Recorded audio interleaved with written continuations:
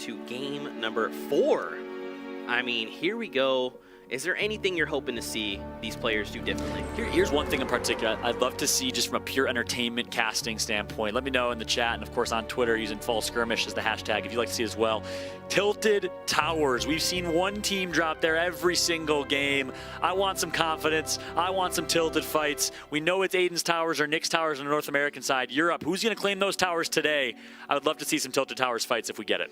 You know, I think what it is you know, they're scared. They go to Tilted Towers, and they know Nick and Aiden aren't in this lobby.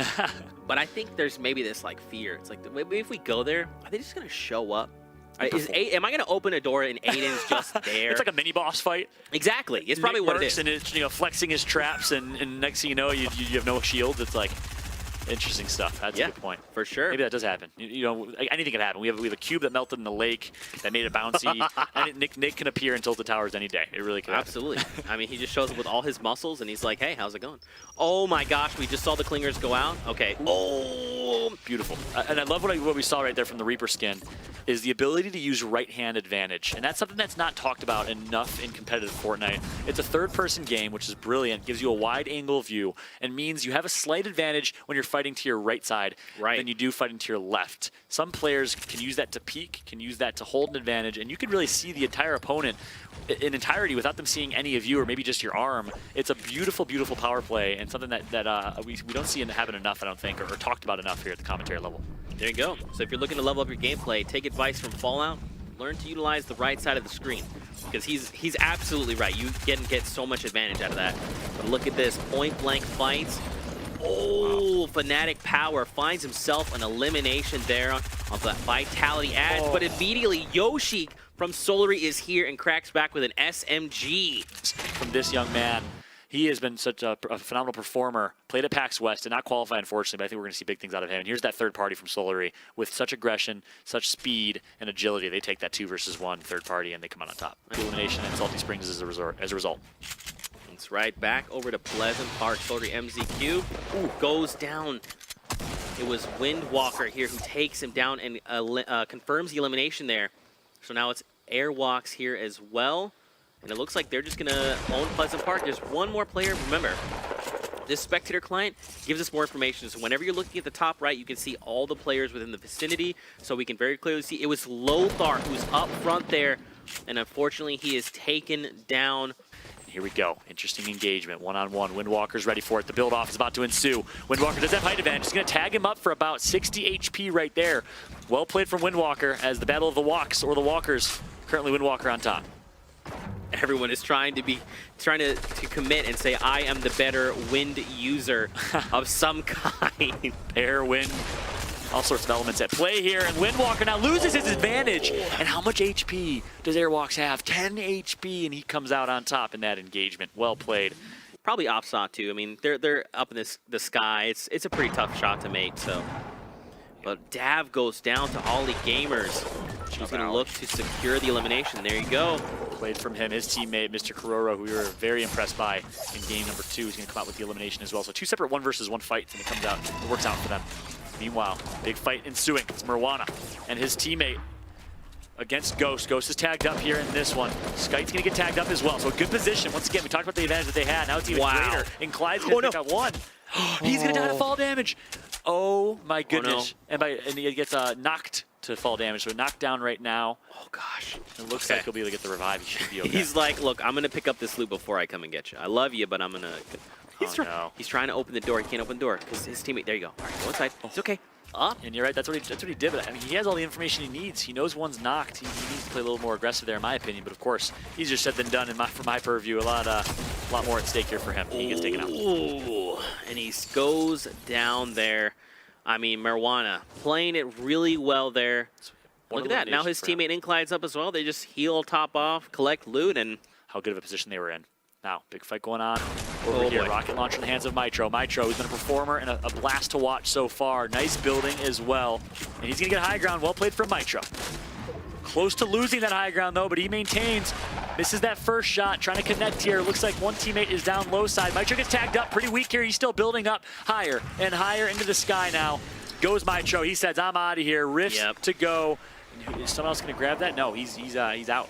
Well played. He is out. I think that was the best play you could have made. You know, his teammate was down. Look at that. Yeah, the Storm is going to start making his way in. And look, as you can tell from the spectator mode here, there's also 2 other teams there pinching that team that he was engaged with. So it's just best to cut your losses. Say, look, teammate, I'm sorry. I need to play for another day, though. We need points. Well said. And look at that. Svenos goes down here in this replay, and he had a port of Fortress. Wow. Boy, oh boy. Massive, massive. Meanwhile, Kinzel playing with Svenos. So Svenos' teammate here, left in 1 versus 1. He wants that port of Fortress back. Jetpacks can take it if he wants to. He's going to edit. And what a fight this has been so far. Of course, the winner will be rewarded with the port of Fortress here. As Kinzel using that grappler to get high ground, but almost takes some fall damage there instead. Martin is down. Not sure if he realizes it. Man, he's just doing a... So he was doing a great job of keeping Jetpacks from getting his teammate up. The pressure was great there, but Jetpacks was just prepared for it, takes his shot. Yep. Players are still starting to move in. We've got 44 players left alive in this lobby. We got so we got a bunch of teams here in Dusty. We got a few in retail. Salty Springs is currently a hotspot, and more teammates are going to be starting to make their way over there. Paid 1K is here trying to engage a player. He's so low. Oh man, if he had decided to engage there, he would have been met with a trap. So very well played there. Not just trying to run through as quickly as possible. Just again, it's this methodical play we see coming out of EU. Everything feels so precise. It feels so tight. Yep. They're just constantly on top of things and making these honestly impressive decisions. Yeah, completely agreed. Well played. The entire European region. A big shout out to European Fortnite. Be proud and rep it proud here as you're representing the entire region, entire continent. Awesome stuff. Meanwhile, on board with Kingwin Heisel. He's currently just trying to get the ownership of as much as he can and trying to stay alive and catacomb himself towards the mid-ground. And now we get the new safe zone, which is Dusty Divot. Look at this, man. Look how many teams are here inside Dusty. Yep, use your marker, the brilliant new marker system in Fortnite to put a marker center circle, get there ASAP, and build yourself a 1x1. And now this big fight in Dusty Divot is going to result in a lot of eliminations here. Jam side here, and again, this is just outside of Retail Row. Now he's pretty okay, right? He's going to top off with some shields. He's got 1 elimination, and hopefully his teammate has some. Because don't forget, ladies and gentlemen, everyone's fighting for eliminations. If their duo can find 4 eliminations, they get a point. At 6, they get 2, and at 8, they get 3. And man, the scoreboard right now is very close. Yeah. 41 people still on the island and left to fight for these final few circles. Looks like some important minis are going to be picked up right there. Oh, wow. So they that was actually a sick play. So they box in an area and drop grenades within that area. So the moment that one goes off, the rest are going to fall in and start blowing up and cascading, essentially destroying everything. Yep. Marwana now. We saw him earlier making plays, representing Unique against Jamside in a big fight here. Marwana's going to go down, actually, so it's all up to Inclyde. Inclyde all by himself. It's going to be Wildcard Bowman who picks up the elimination. He, of course, was also at PAX West in Seattle and qualified, I believe, for Monday in the finals in that one. All up to Inclyde here. Ooh, couple grenades. Of course, no friendly fire, so he'll be safe to launch those as free will. And you heard those sounds. He's definitely popped the shields of a player down below. And man, is that SSK looking at me? He's like no HP at all. They're trying to secure this elimination. SSK goes down. It's Inclyde. He just needs to be very careful. Can you believe it? Inclyde in a 1 versus 2. Takes out 1. All left to a 1 versus 1 against Jamside here. Can Inclyde do it? Can he be a hero for his teammate Marwana, who was taken down earlier? All on board with Jamside, and Jamside's going to connect for the elimination. And Inclyde did not pick up the elim on SK7, so that's going to be a revive and 1 less elimination for Inclyde right there. That might have been enough to pick up an additional point.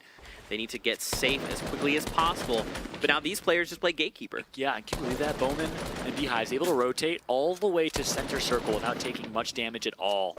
It goes to show good movement and good mobility items can really help you succeed. Those bounce pads right there really help them out. And look at the minimap and this beautiful spectator mode. The top right of your screen, you see so many arrows, so much activity. And what a different late game we saw than game number 1, where really no one was mid-ground, no one was high ground. This time the exact opposite is we see these brilliant structures built. All the gamers up top was taking shots. We've got a bunch of players down low, and now Fallout, we're gonna get a brand new safe zone.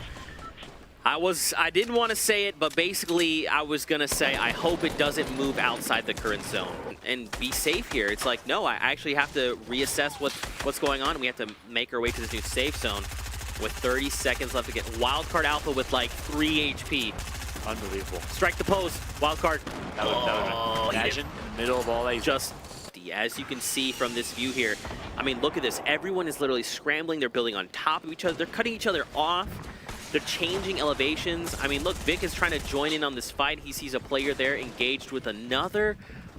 And here within 5 seconds, we'll finally land in the current new safe zone. And then yet again, Fallout, we're going to see a brand new, look at this. Again, it moves on top of that Fallout. It moves on the very lip of the Dusty Divot. So they have to go up and over this. Oh my gosh, it'll be crazy. This is going to spell disaster for a lot of players. I absolutely love it. This is almost like New York City on a busy traffic day, as none of these players have any regard for one another. They are flying, and they have their own agendas. This is 2 and 8 eliminations, man. Set 3. Crazy. Now we're seeing it. The mountain is literally blocking people from progressing forward.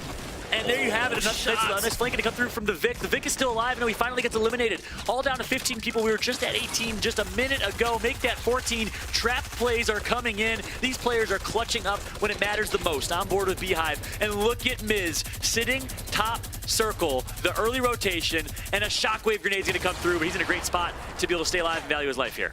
Now, oh my gosh, Fallout. The Storm just moved again, and it's back down where they came from. Oh my goodness. The Storm is just playing games right now. We've got 10 players left, and look, the remote explosive's coming down. There's a player going down.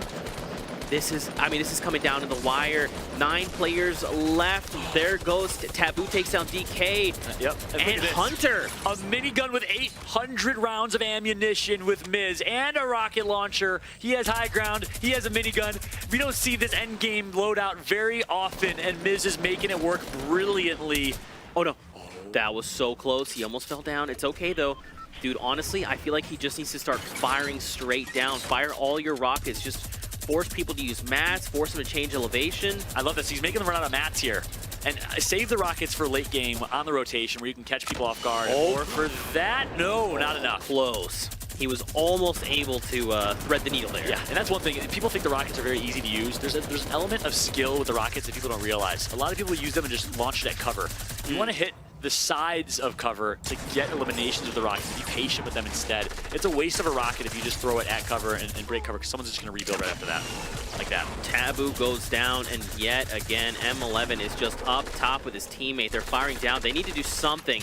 They need to get here. No heals. They don't have to go. Nothing. Here comes the fight. Everyone's in a bull. Wait, what happened? He won. Miz won. Did Miz find? Oh, wow. That was absolutely crazy. You can see his teammate sitting right in front of him. Okay. Crazy. Okay, okay. That was a lot of things that we just witnessed, okay? Man, EU makes this...